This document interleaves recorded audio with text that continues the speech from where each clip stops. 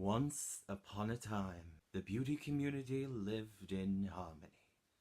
Well, mostly. But one fateful day, the biggest influencer in the Western Hemisphere promoted the wrong vitamin. And from that day onwards, nothing would be the same again. Subscribers would be lost, memes would be created, and one of the biggest influencers of our time is revealed to be a sexual predator, basically. Thanks, I hate it. Thanks a lot, you idiot. Thanks a lot. James Charles. Thanks a lot. What is crack-a-lackin', my fellow baby Krakens? I'm sorry.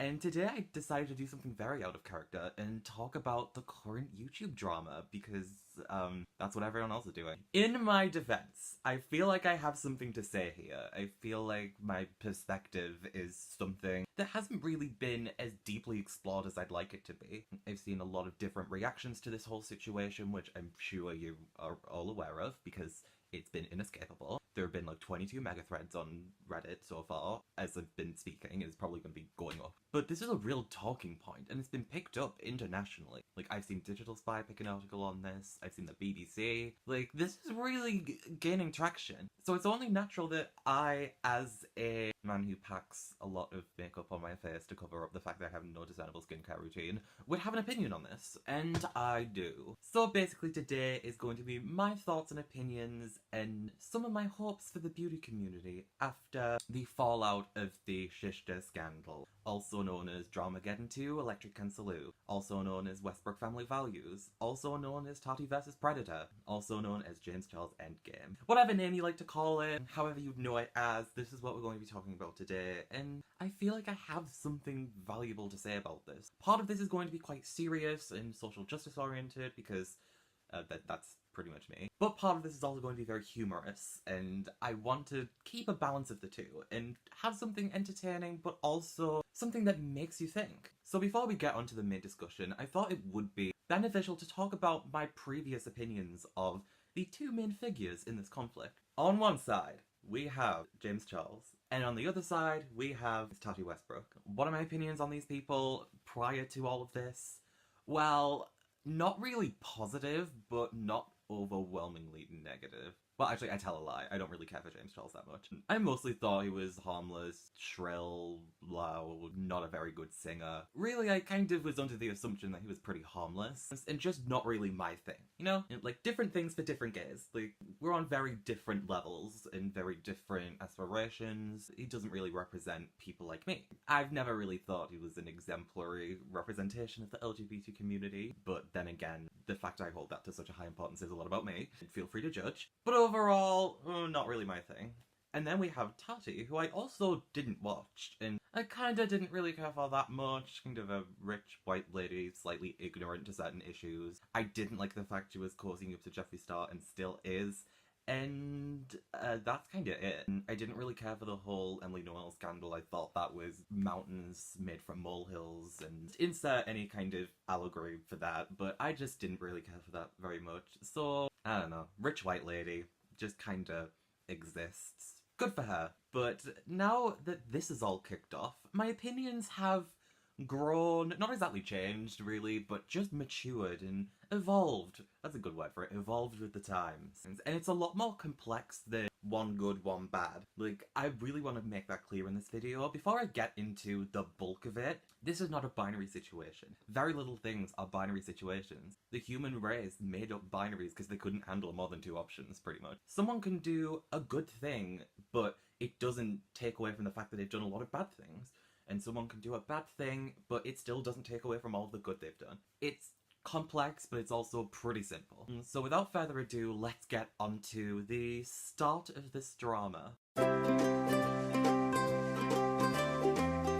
Right, so Coachella happened, which is the root of several problems, but that's a whole other topic that I probably am not the best person to talk about. I've seen a lot of good videos about Coachella and the problems with it. Yeah, y'all need to find that somewhere else. But it all started when there was a little vitamin incident, shall we say. James Charles didn't have security for Coachella, which is baffling because, as he says, he's a celebrity, which we will address later. So Sugar Bear Hair graciously steps in and is like, we'll do it, we'll offer security for you. Like, I don't know about you, but I don't think it is realistic to have that be so spontaneous. Am I the only one that kind of calls a little bit of BS on that one? So basically, they offer security with a catch on the side that you have to do an ad, but it's also not an ad, but it also is an ad. For us, a company of gummies for hair, skin and nails, but also anxiety.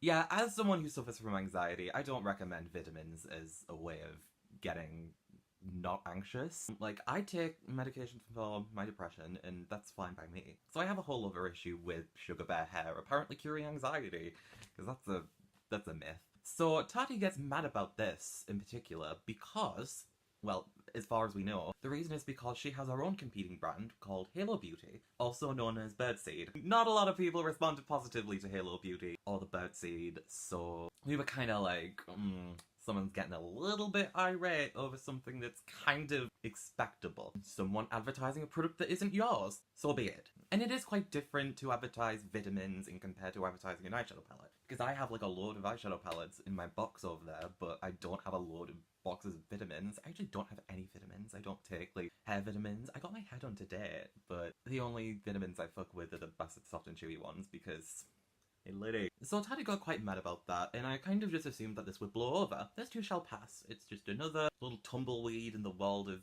the beauty community. It's nothing to look at. And then it wasn't.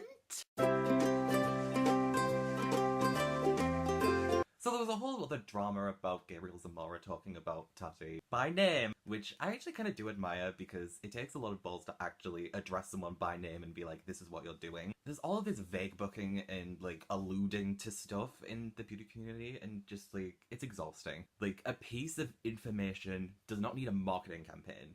It's information. Just tell us what it is. So once Gabriel addressed Tati about all of that, we got a little teaser from Tati saying that, I don't know, something like the truth will come out or whatever beauty gurus say. It's always the same thing. It's like, oh, we're gonna reveal the truth. And it's like, just tell us. We don't care for this promotion. It's not a feature film. It's information. That was me then.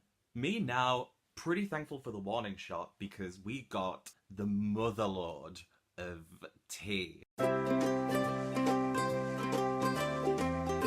I was so shocked because like someone outright stating the facts in such a pointed way, in such an eloquent way, and just delivering it very matter of fact, this is how it is, and I don't want to be friends with you, James Charles, anymore. Like, I was gooped.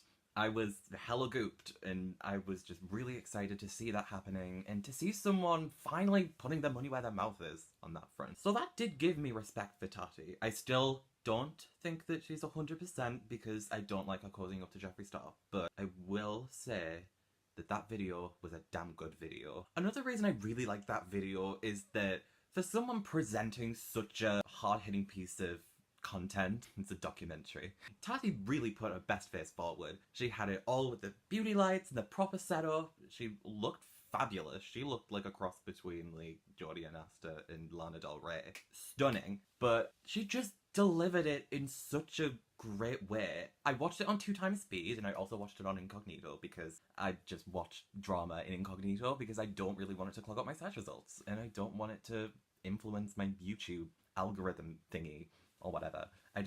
I'll watch it in peace. And then it's like it never happened, but it did. But it's fine that it did. But also it didn't happen. Do you know what I mean? It's complicated, but it makes sense. But Tati brought up a lot of stuff, and she really made it clear that it was more than just about the vitamins, which I believe. I believe all of the things she said in the video. Do I think she omitted some information to look better? Yeah, absolutely. There's gotta be some more to that. But as far as the things she did say, I feel like she was honest about those things. We've seen James Charles is quite egotistical and money hungry with the whole ticket prices, and a lot of the things that Tati was bringing up made sense. And it was like that feeling of, I don't know if this is 1,000,000,000% true, but I definitely believe this is possible. And if you get that gut feeling, it's powerful. So I feel like I could trust in what she was saying. I think the thing that hit me the hardest about this video was about James Charles' relations to straight guys.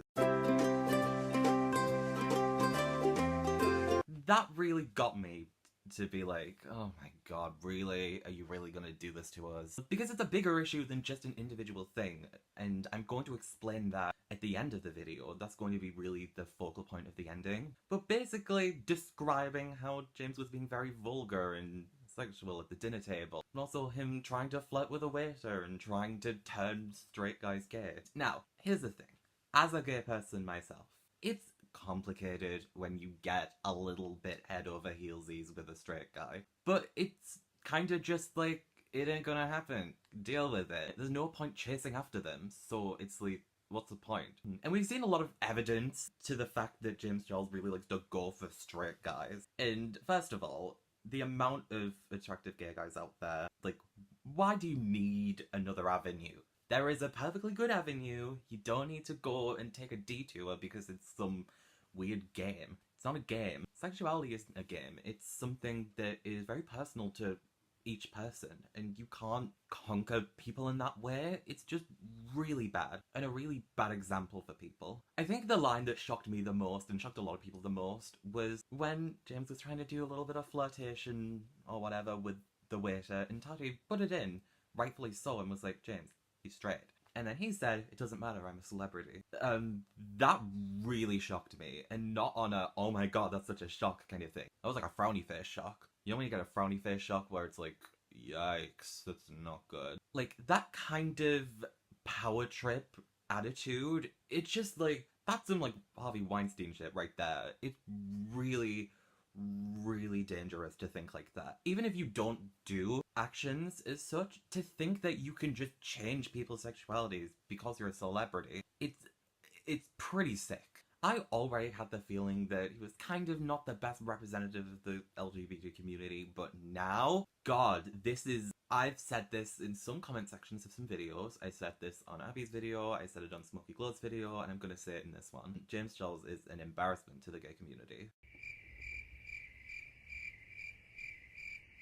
Anyone who is thinking in that mindset of, I'm a celebrity so I can just do what I want and have what I want and turn straight guys gay, which is such a awful stereotype that's been put against the gay community for so many years. And a lot of the stigma and fear around gay people is that they turn guys straight, and James Charles is perpetuating that very aggressively, and that is something that reflects bad on all of us. And I know what you're thinking.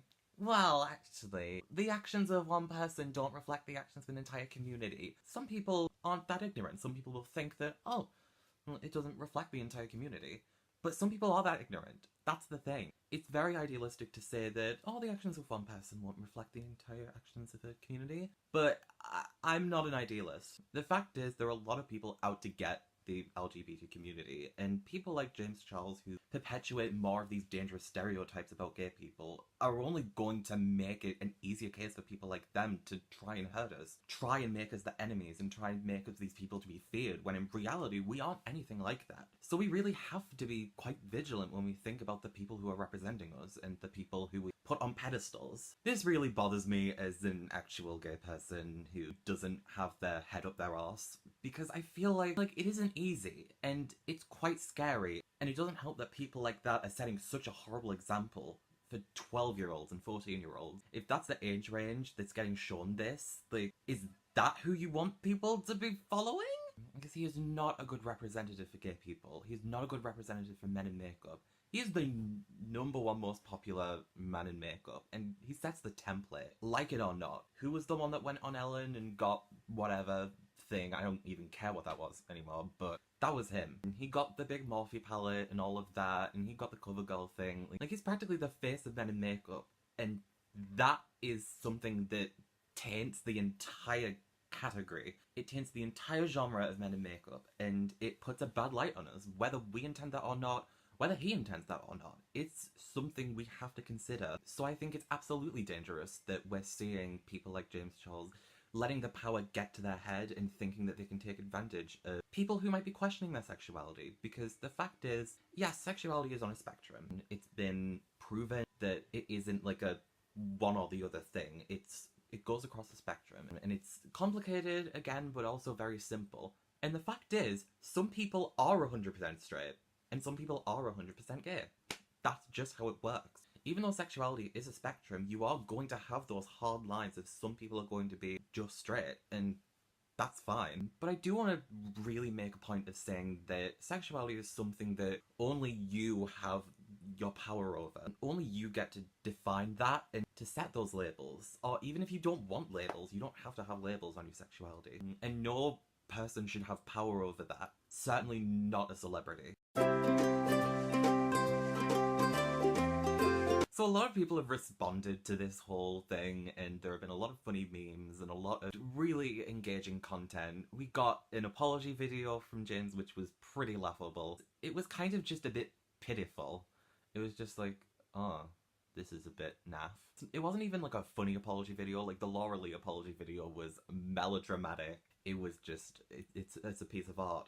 It's modern art. It deserves to be in the MoMA. The James Charles apology isn't really as good as the Laura Lee apology. But we've had people unfollowing, we've had people tweeting out things, we've had Zara Lawson tweeting about apparently James Charles hitting on her boyfriend. And so that was an interesting little intersection into the world of music. We've had drag queens commenting on the whole thing. Never in the history of the world has a Jasmine Masters meme been more relevant than And I Oop. When she leaned over and hit her ball, she did not do it in vain. So it's been really fun seeing it all unfold, but also really sad, because this is the type of thing that's going to have a big impact on the beauty community. Like, what James Charles has essentially been doing, what he's displayed to the world, is going to have a negative impact on men in makeup, on the beauty community, on the LGBT community. You'd be surprised how big of a deal this actually is. Like, this reflects badly on all of us, and I feel like we shouldn't discount that. Because if someone says, like, oh, I'm a man in makeup, and they're like, oh, like James Charles, and it's like,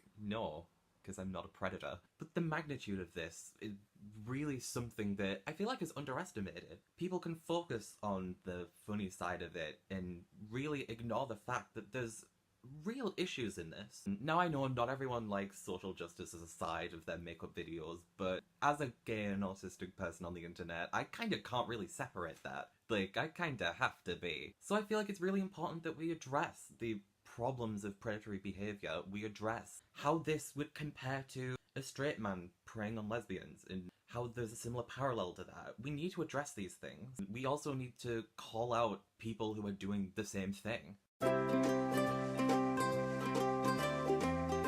Another solution that I feel like is really beneficial for the situation, some people have said that maybe instead of pointing out the issues of problematic people, we can raise up some promising new influences. And I agree with that, but I think that a healthy dose of both would be great. Yes, call out people who are doing the bad things and dangerous things and perpetuating horrible messages to people who might not necessarily know better. Like, at the end of the day, these people are targeting content towards kids, so we need to make sure that they aren't teaching kids horrible messages. Like, it's okay to go after straight guys endlessly and kind of just prey on them. And it's fine because it isn't. It's not fine to do that, and we need to call those issues out quite strongly. But also bringing up a generation of better influencers, fighting for better, raising up that talent that really needs to be seen. That's something that could also have a lot of good potential, because there are some amazing people I watch on YouTube, and they deserve more recognition, and they deserve better. So I think doing both of those things is going to be beneficial for the beauty community. If we can put equal amounts of energy into each thing, we can achieve a lot of good things. Because there's no point in just focusing on the negatives of bad influences, but there's also no point of just letting them do it. We can actively make positive change in both ways. And I think the best start of that is to unfollow people like James Charles, who are setting horrible examples for men in makeup in the LGBT community. I wasn't following him in the first place, so I can't do that. But that's kind of down to the world. Also, I really want to address that Tati isn't completely off the hook. I think it was amazing the fact that she did this video so forthrightly and so matter-of-fact that she kind of was a bit of a hero at this point.